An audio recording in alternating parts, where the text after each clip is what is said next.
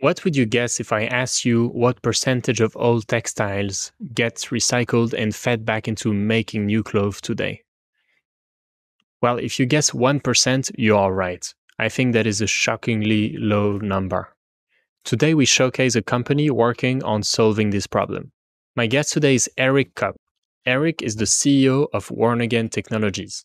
Based in Nottingham in the UK, Worn Technologies has developed a technology that recaptures raw materials from non-reusable products, such as textiles and polyester bottles and packaging, to produce dual PET and cellulose outputs, which can then be put back into production supply chains. We dive into this today. We'll also talk about the size of the textile recycling problem, or rather lack thereof, and the different stakeholders in this little known but important value chain. Worn recently raised about $30 million in new funding to scale from R&D to operations and build their first demo plant in Switzerland. If you ask why Switzerland, well, listen to find out. A founder and entrepreneur with a unique ability to blend technology and industrial insights into successful commercial ventures, Erik brings a mix of academic and real-world experience with a track record of leading teams through research phases to high-volume manufacturing, a challenge faced by many climate tech companies today. I hope you enjoy my discussion with Erik Koep. Hello and welcome everyone. I'm Nathan Pomart and this is Loose, the Climate Tech Podcast. Every week we interview a founder and explore the stories, ideas, innovations and businesses behind some of the most inspiring climate tech companies that have a tangible positive impact on our planet. This show is designed to help you learn, instigate optimism, and inspire further action towards addressing the climate change challenge that we face as a global community. If you are an entrepreneur, business leader, or investor interested in learning more about the climate tech space and how you can play a part in it, this show is for you. So, Erik, welcome to the show. We have not talked about the massive issue that recycling is on this show so far. So I'm very glad that we can dive into it today and into the technologies that are getting built by people like you to solve that issue. So again, welcome to the show. Thank you. It's nice to be here. I'd love to start with hearing your story. We were chatting before that you are not the founder of Worn, but you are the CEO. So tell us a bit about how the two paths converged. Yeah, sure. So talk a little bit about Worn and then how I fit into it. So Worn actually goes all the way back to 2005, but realistically, in our current iteration, started in about 2019 when there was a shift towards chemical recycling of textiles. So the bulk problem that we're looking to address is textile waste, and how do we go about recycling that? But as you correctly pointed out, I'm not the original founder of Worn. I would say that my background is science and technology, but realistically, what I do is early stage companies. So Worn is actually my fourth startup in true startup fashion. The first one went bankrupt. The second one went public through an SPAC. And then the third, I licensed to an automotive OEM. So Worn, I'm convinced is going to be the third success. It's unique in its own right, but realistically, I like to believe that I have a pretty good idea of what works and what doesn't work in early stage companies. So Worn was a good fit for me. It fits right in with the sort of mantra of, if you'll forgive the grammar, doing good while doing good. We're trying to make the world a better place, trying to do something good for the environment, but do it with a sustainable business model as well. So before we dive into the technologies and what you're innovating there, I'd love to take a step back and set out the problem, maybe hearing from your own take on it. I think it's commonly accepted in the climate tech community and beyond that. Recycling of non-reusable materials is not where it should be. So how do you kind of size the problem in your head? Sure. And what do you see as the main reasons that it's not being solved yet today? Good question. So realistically, what the problem that we're trying to solve and that we're focused on is textile waste. So from a broad perspective, we as humans generated about 70 million tons of polyester fiber just last year. right? And that number is growing rapidly. So while physical waste doesn't often get the emphasis and the publicity that, for example, greenhouse gases do, they tend to be interrelated, right? Because most of that textile waste ends up in one of two places, either a landfill or an incinerator, which is effectively creating your greenhouse gases. So they are related problems, but it's a slightly different challenge. So to put it in perspective, we talked about the 70 million tons of polyester. Roughly speaking, you're talking about 115 to 120 million tons of textile generated each year. Less than 1% of that is recycled into raw materials again. So some of it gets resold and then downcycled. Some of it gets cut into different fiber, different wipers, things of that nature. But the reality is that all of that material, nearly all of that material, is ending up in a landfill or an incinerator at some point. And how do you think about the key reasons why most of it ends up in either a landfill or in an incinerator? Well, because there's no way to handle it right now. Textile recycling from a chemical perspective is very limited. There is mechanical recycling of certain fibers, but then, of course, you have to segregate it based on type, based on color, for example. So it gets limited uses for that. And then the other big part of it is that the mountain of textile waste is growing, right? And that has a lot to do with the business models of the fashion brands that are out there.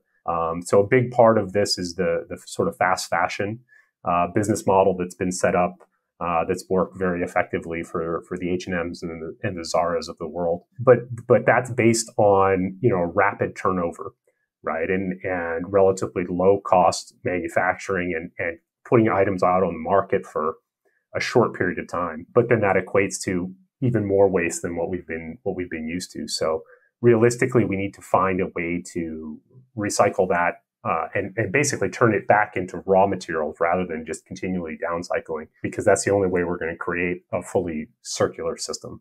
And so let's take the best case scenario of let's say a well-intentioned citizen who decides to put their used clothes in the specific clothes bin at their wherever is the closest to them. What happens today after it gets to that bin?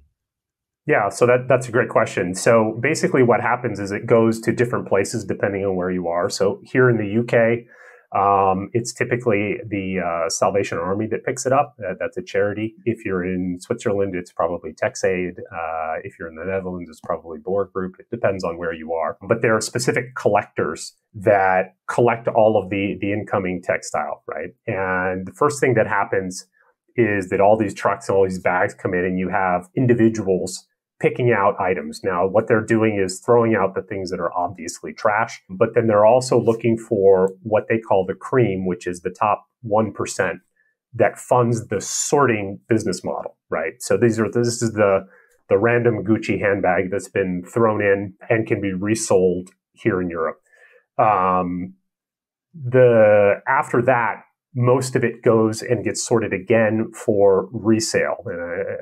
Approximately 45% gets sold for resale, but that's not here in Europe. That's predominantly in Africa. And the question is, does that actually become resale, or is it actually just landfill there as opposed to being landfill here? Right. And then the bottom 45% just goes straight to incineration or landfill here in Europe. Got it. So that's kind of the way that it breaks down right now. But is the whole system, the sorting mechanism and the sorting business model is built on sorting for resale. And one of the challenges that we face is adapting that model to obviously still sort for resale, but in addition, sort by material type and sort for chemical recycling as well. Got it. And so where do you come in? Kind of who do you, in that value chain, who do you interface with to convince them to adopt your solution? Is it incinerator or landfill operators, where you would sort of help them get more value out of their inputs by doing something with those materials? Well, ideally, we're replacing them. So the people that we interact with directly on our upstream side are the sorters. So the people, the collectors, the Salvation Armies of the world that are collecting the textile. And as you properly mentioned, the textile that's actually collected today is only the part that is call it the responsible consumer ends up putting in the correct bin, right?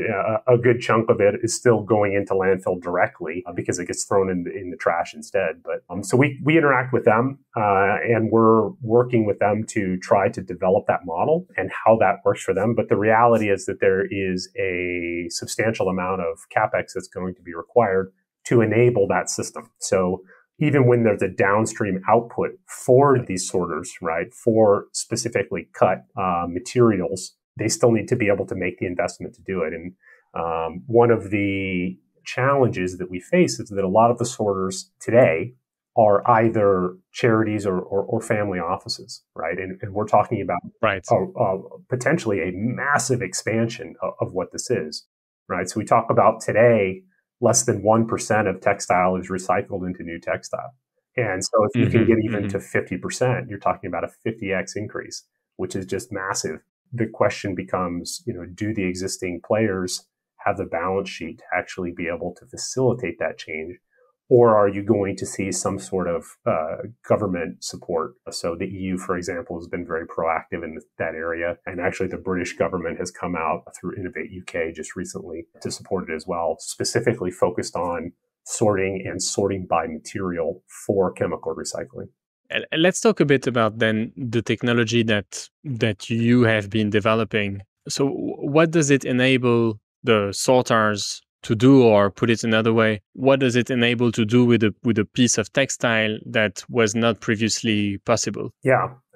So basically what happens now is that the sorters are effectively paying to offload it, right? To send something to incinerator is generally speaking about $150 a ton that you pay to get rid of it. And so potentially what we're doing for them is providing a different outlet to say, hey, we're willing to take that material. We're willing to take it in as used textile. We have to do some additional what we call beneficiation. We have to strip off all the zippers, the buttons, et cetera, everything on there. We have to shred it down to the point where it can go into the front of our system. But essentially, we hope to be a sink for that used textile so that instead of going to the incinerator, instead of it going to the landfill, it comes to us instead. And what we're doing is we're taking it, we're recycling it, turning it back into raw materials, and hopefully displacing the polyester and the wood pulp that's coming from, petroleum and or forests out there. And then you would sell that back to textile manufacturers? Exactly. So that goes right back into the supply chain. So what we have focused on was creating our end products of our process are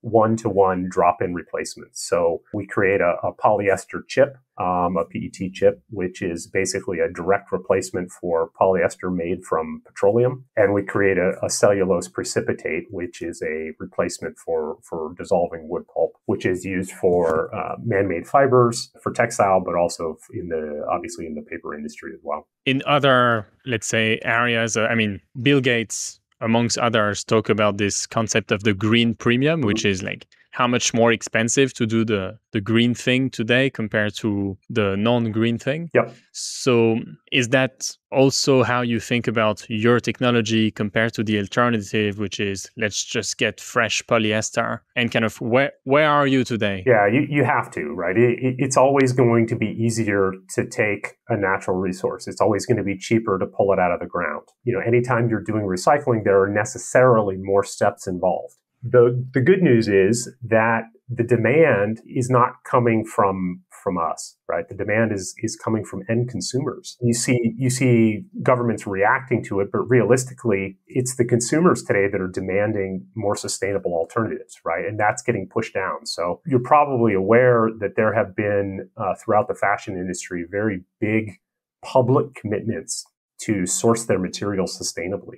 The dirty little secret is that not many of them know how they're going to do that. So they've made these grand promises to their end consumers saying, hey, we're going to source our materials sustainably. But, oh, by the way, we're taking, 300,000 tons of polyester a year and we don't know where it's going to come from. So that's where we come into play and we say, look, our objective is to allow you to allow the Zaras, the H&Ms of the world to run their business the way they know best, but just to do it in a more sustainable manner, right? We don't believe that you have to compromise on quality to be sustainable. That's a false choice. Where you are today in terms of the development of Worn Again, where do you see the biggest things that you need to unlock to get to the next level? Is that more on the technology side where you need to crack a handful of additional things before you get to an acceptable cost level? Or is that more on the go-to-market distribution side? Where do you concentrate your efforts at the moment? So we've got a couple of different milestones that we're looking at. Worn Again is in a transition point from being what I would call sort of a more traditional early stage, I'm going to say fly by night, but a research focused startup into one that's really moving into commercialization, right?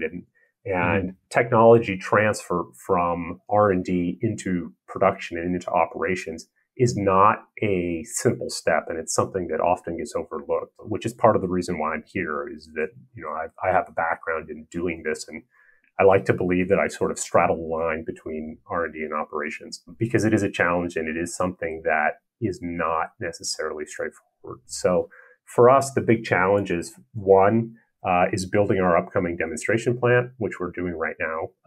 So anytime you move from R&D and in a brand new process into actual production, you're going to have a plant that you're going to turn on. And despite all of the research that you do and all of the engineering that you do, because it's brand new, because there has never been a process like this or a manufacturing plant like this ever built before, something is not going to be right. Right. And you're going to have to rapidly go and fix that problem. And so building concurrently a team that can react quickly to upcoming problems and solve them in a, let's call it, elegant fashion is an absolute necessity. Where is the plant going to be located? So the plant we're building is in Winterthur, Switzerland. So that's just a little ways outside of Zurich. And what was the logic for setting up the plant there? I get this question a lot because people look at it and they say, well, that's not exactly the lowest cost area for manufacturing. Sure.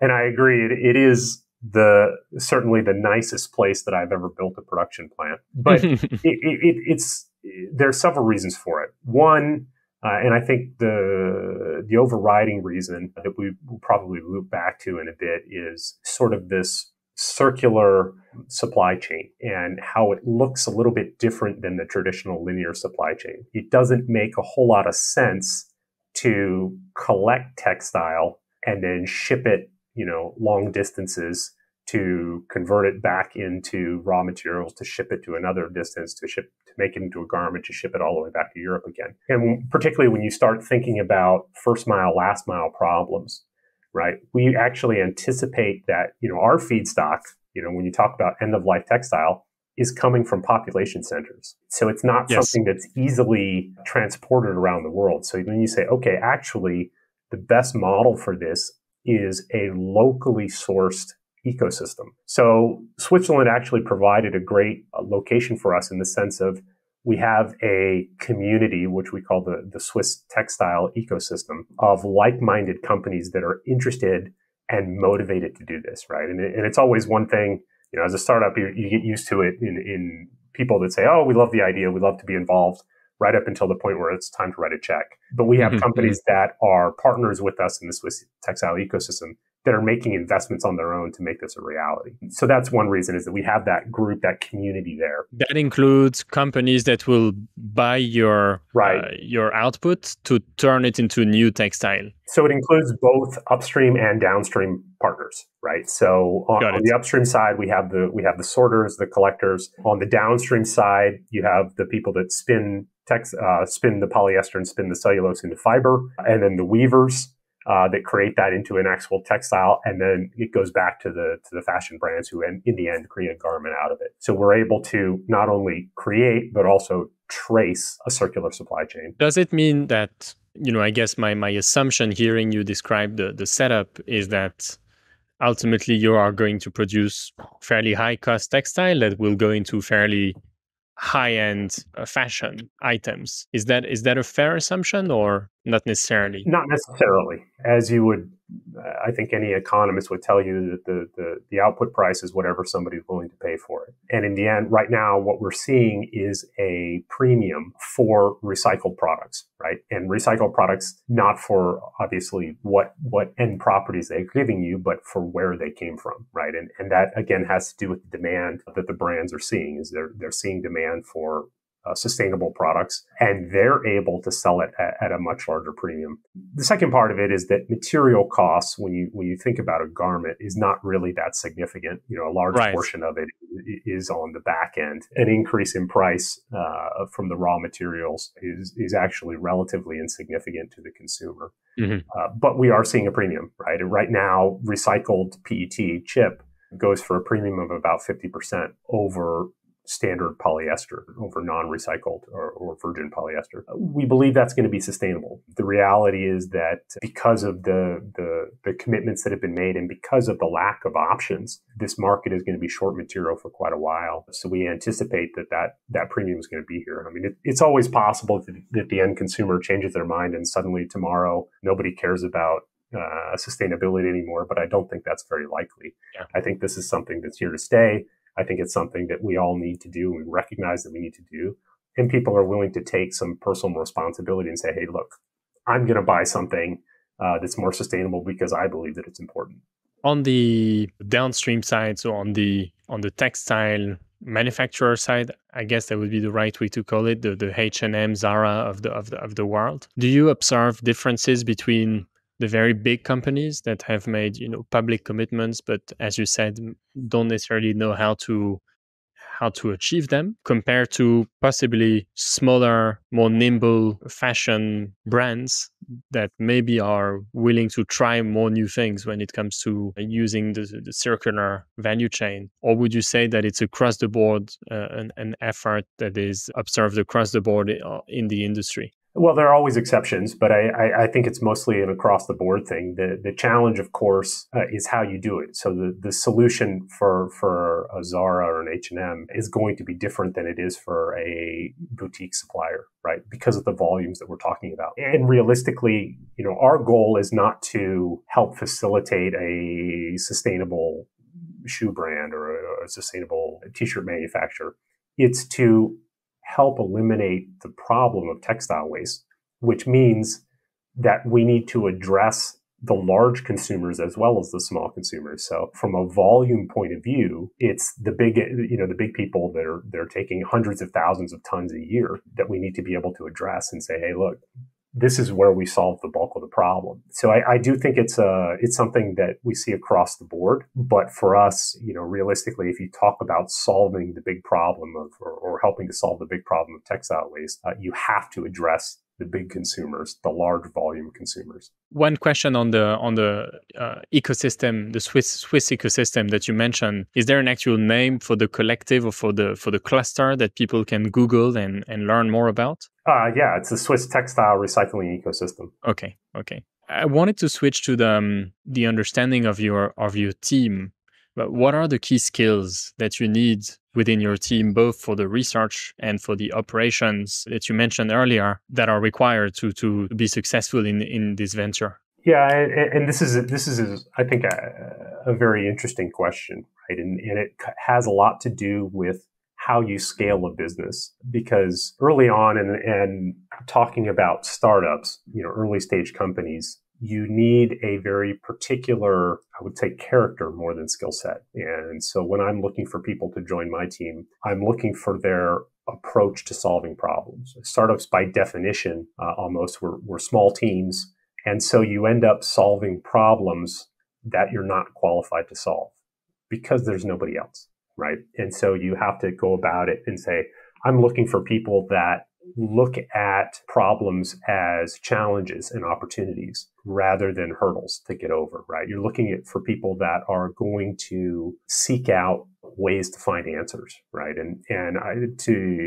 So that's why I say the character is sometimes more important than the skill set. As the company grows, you now have the opportunity to specialize a little bit more, right? And also the requirements change. The problems that you're trying to solve are no longer R&D problems, they're actually operational problems. And the way that you approach it is different as well. So one of the big problems that companies get into is you have to change your metrics. For example, our operations is a very structured path. And so you need people that are organized and are used to that sort of top-down structure of how this is how we do things, process-oriented, developing a method that works reliably every single time, versus R&D, where, for example, you're just trying to find a result. You're trying to find something that works. Yeah. Right. And so those are two very, very different problems, right? And the way that you solve it, and the personal characteristics that you need to solve that tend to be a little bit different, but also the way that you handle the problem. So you can't Gantt chart R&D, right? R&D is not linear.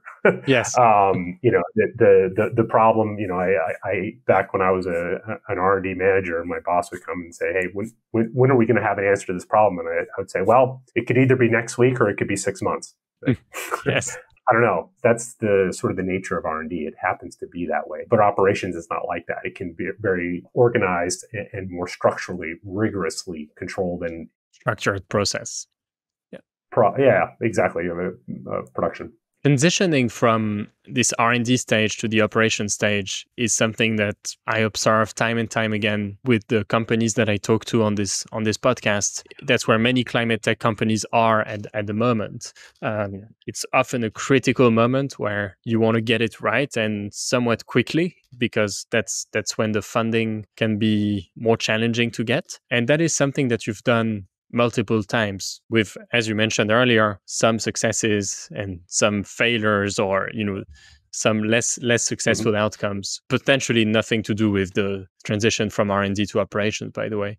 But I wanted to ask you, what are the learnings that you took away from those various attempts that could be potentially helpful for other climate tech teams out there? Yeah, so I would say the first part is you can't underestimate the scale of the problem, right? And I think most of us understand that you have the known problems that you have to solve, but it's those unknown unknowns that can really trip you up, right? And then there's the technology transfer, right? And the communication of an idea from a scientist to an engineer can get lost in translation quite a bit. And so how do you manage that communication? How do you facilitate that in a practical way? So those are the sort of key, I think, management problems and organizational challenges that you face. And so again, what I tend to look for are flexible people that have the right character and the willingness to solve problems in a new way, and the willingness to fail. You're going to make mistakes.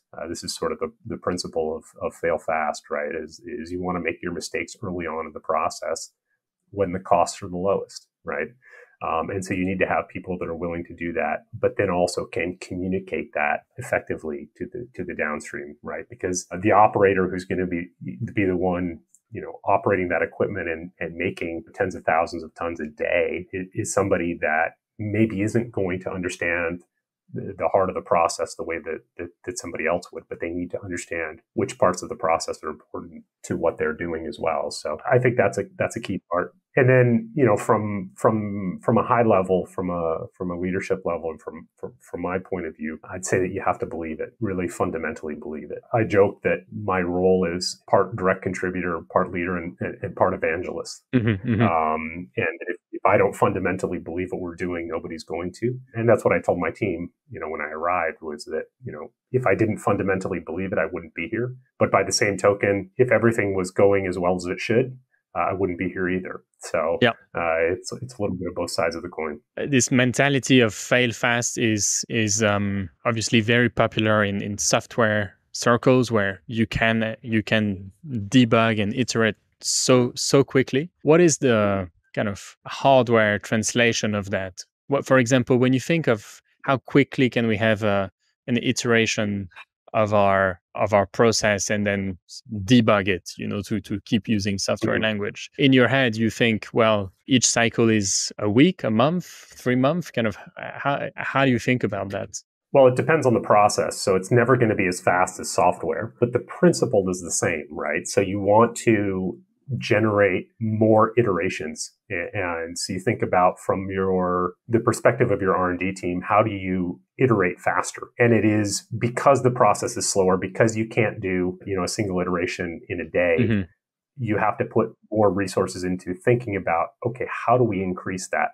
How do we more rapidly cycle through? And then you have to be able to prioritize the challenges, right? And make educated guesses about which direction you're going to go. So the benefit is because you're not able to iterate quite so fast, you do have, let's say, a little bit more time to think about the way that you iterate and be a little bit more guided in the way that you handle it. But it is a process, and you still want to be able to do that. I mean, you still want to be able to iterate and go through it, because you are going to make mistakes, because the first time it's not going to work, and you have to be able to adapt to that. You recently raised a latest round of funding of approximately $30 million, if I got my numbers right. How did you communicate precisely this story to investors? The story being, we are successful in the lab. Now it's about, I guess, transitioning that to operations and scaling it. And is there any learning to share with other executives of climate tech companies with, either how to tell your story or how to filter for investors who kind of get this phase of the journey, which in a way is very unique and maybe not everybody gets it? I would say transparency. As you mentioned, I've been through a number of startups. I've raised money from a variety of different sources. Investors are smart people. Just because you don't match with a particular investor doesn't necessarily mean there's something fundamentally wrong with what you're doing. It may just not match with any of the number of different priorities that they have. So my approach from the very beginning was always a high level of transparency, and I build models based on our core fundamentals. So, I'm an engineer. I'm a grounded guy. I don't believe in fairy tales about unicorns. Yes. I believe in evidence, right? I believe in what our team is able to do today to make for a better tomorrow. So when I build something, I build it off of, the core basis of here's what we have to do, right? Here's how long it's going to take to do those projects. Here's the manpower we're going to need, and then build up the financial model from there. And then I basically hand that model over to the investors, and I say, you go through it. Yeah. Right. You do your thing and rip it apart as best you can, because I know what the commercial results are. Mm-hmm, right. Mm-hmm. This opportunity and what we're doing, and one of the reasons I got involved, is that the commercial opportunity is so large. It's one of those things that when you first look at it, you say something like, oh, that can't be right. You must have made some overwhelmingly optimistic assumptions. Right. And so then when the investors really dig into it and they can't find those, Mm-hmm. then there's really no reason not to invest. Yeah. And you help them also understand the risk parameters, I guess, the things Absolutely. that can go better or worse across the handful of key dimensions to help them size the risk. That's right. Anybody who's doing venture capital understands that it's a risky scenario, right? And it always is. Yeah. If it wasn't, there would be a lot of big companies already doing it. Yes. So that technical risk is inherent in there, and so you need to be upfront and honest about it, about how you're going to solve it. But then also sometimes it's helpful to detail your history. We are still here, since 2005 or 2019, depending on your time frame, because of our ability to solve problems that people didn't think were solvable. Yes. Yeah. So being able to show a bit of a track record of, look, we've run into this before where we didn't have any understanding of how we were going to solve it, and yet we were able to come up with a solution. And so that gives investors confidence in what you're doing as well. Erik, thank you so much. It's been very, very interesting. And we went a bit beyond the kind of usual time for this. So that's a testament to how much there was to cover. We'll follow your journey and keep an eye on the Swiss textile recycling ecosystem to see how the experiment is going. And would love to have you back on the show to share your learnings in 6 months, a year, or whenever you see it being the right time. Wonderful. Well, thank you for having me. It was a pleasure to be here, and I'm looking forward to the other episodes as well. Thanks, Erik. Bye-bye. You can find out more about Warn Again on their website, warnagain.co.uk. If you are inspired by their mission, check out their career page for their job openings. If you enjoyed this episode, follow us on your favorite podcast app and stay tuned for more insightful conversations with other inspiring climate tech founders.